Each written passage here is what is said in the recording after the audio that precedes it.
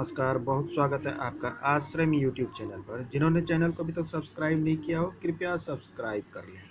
आइए आज का विषय हम शुरू करते हैं। हमारा आज का विषय है मणिबंध रेखाओं के संबंध में। हमारी हथेली के कलाइयों पे कुछ इस प्रकार से रेखाएं पाई जाती है। ये सामान्य तौर पे जो है 2 या 3, ज़्यादातर व्यक्तियों की हथेली में ये 3 रेखाएं पाई जाती है। आयु संबंधी गणना तो मणिबंध को देखकर की ही जाती है, क्योंकि अन्य चीज़ों की भी गणना और की जाती है। मणिबंध पे पाए जाने वाले कुछ चिन्हों के विषय में हम बात करेंगे। अक्सर इस पे कई प्रकार के चिन्ह होते पाए जाते हैं, जैसे द्वीप पाए जाते हैं, क्रॉस पाए जाते हैं, त्रिकोण पाए जाते हैं। तो इन सब का क्या फल होता है? इन सब का बहुत बड़ा रोल होता है हमारे जीवन में। आइए उसी के विषय में हम जानते हैं।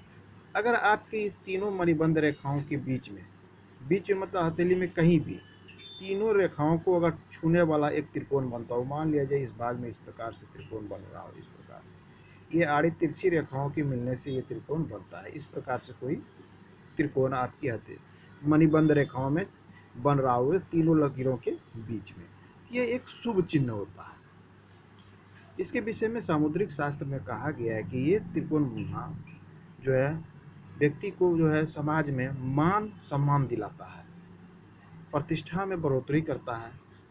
ये ज़्यादातर जो ये त्रिकोण जीवन के उत्तरार्ध में मतलब थोड़ी सी उम्र बीत जाने के बाद ये अपना पूर्ण रूप से शुभ फल देना शुरू कर देता है। जैसे समाज में आपको पद प्रतिष्ठा, मान सम्मान मिलना, धन की प्राप्ति होना, माने इन सब चीज़ों को ये त्रिभुज दिखलाता है। ये कुल मिला के ये त्रिभुज जो है शुभ चिन्हों में बीच आता है। अब एक चिन्ह आता है, दूसरा चिन्ह होता है कोण। इस प्रकार से कोण का चिन्ह होता है। इस प्रकार से ये चिन्ह अक्सर देखने को मिलता है, बहुत से लोगों के भी हाथों में हमने देखा है। ये कोण का चिन्ह होता है। ये कोण का चिन्ह क्या दिखलाता है, इसके विषय में कहा जाता है अगर ये कोण का चिन्ह कहीं भी बनता हो आपके हथेली में, मान लीजिए ये आपकी रेखाएं हैं, इस पे अगर कोण का चिन्ह इस प्रकार से बन रहा है, ये कोण का चिन्ह बन रहा है। ये तीन, ध्यान दें, तीनों रेखाओं के लेकर ये कोण का चिन्ह बन रहा है। इस चिन्ह के विषय में कहा गया है सामुद्रिक शास्त्र में कि ऐसे चिन्ह वाले को जो है ना पराये धन की प्राप्ति होती है। जिस भी प्रकार से हो, जिस भी कारण से हो, इनको जो है पराये धन की प्राप्ति, मतलब जिस धन में इनका कुछ लगा नहीं था, इनका कोई परिश्रम नहीं था, लेकिन उस धन की प्राप्ति इनको होती है। तो ये पराये धन की प्राप्ति ये कोण कराता है। आप भी अपनी हथेली में मणिबंध पर देख सकते हैं, अगर ऐसी रेखाएं हो तो आपको ये जो है पराये धन की प्राप्ति अवश्य होगा। साथ में ये सुख को दिखलाता है, सम्मान को दिखलाता है। सुख और सम्मान सब कुछ इन्हें प्राप्त होता है। तो ये हो गई 2 चिन्ह। अब हम तीसरे चिन्ह की बात करेंगे। एक तीसरा चिन्ह इस प्रकार से होता है क्रॉस। ये भी अक्सर पाए जाते हैं, ज़्यादातर द्वीप पाई जाती है, इसकी चर्चा भी हम करेंगे। इस प्रकार से क्रॉस पाई जाती है। तो क्रॉस का चिन्ह जो है अलग अलग फल होता है कि ये कहाँ पर मिलती है, किस रेखा पे पाई जाती है। क्रॉस का चिन्ह, अगर ये क्रॉस का चिन्ह आपके एक प्रथम रेखा पर, अगर प्रथम रेखा पर क्रॉस का चिन्ह बन रहा है, प्रथम मणिबंध रेखा पर अगर क्रॉस का चिन्ह बन रहा हो, तो इसके विषय में कहा गया है कि जीवन के प्रारंभ में इनको समस्या का सामना करना पड़ता है, लेकिन ये धीरे धीरे जो है समस्या खत्म हो जाती है।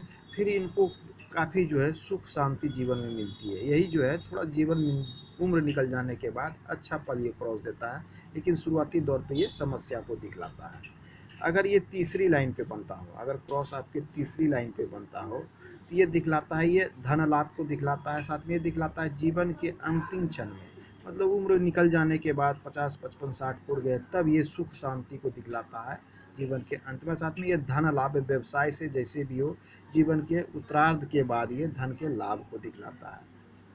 अगर ये क्रॉस तीनों रेखाओं पे बन रही हो, मान लीजिए क्रॉस पूरी इस प्रकार से बन रही हो, पूरे बड़ी क्रॉस बन रही हो, मान लीजिए इस प्रकार से, ये चीज़ शुभ फल देने वाले नहीं होते हैं। ये फिर समस्या उत्पन्न करने पड़ते हैं।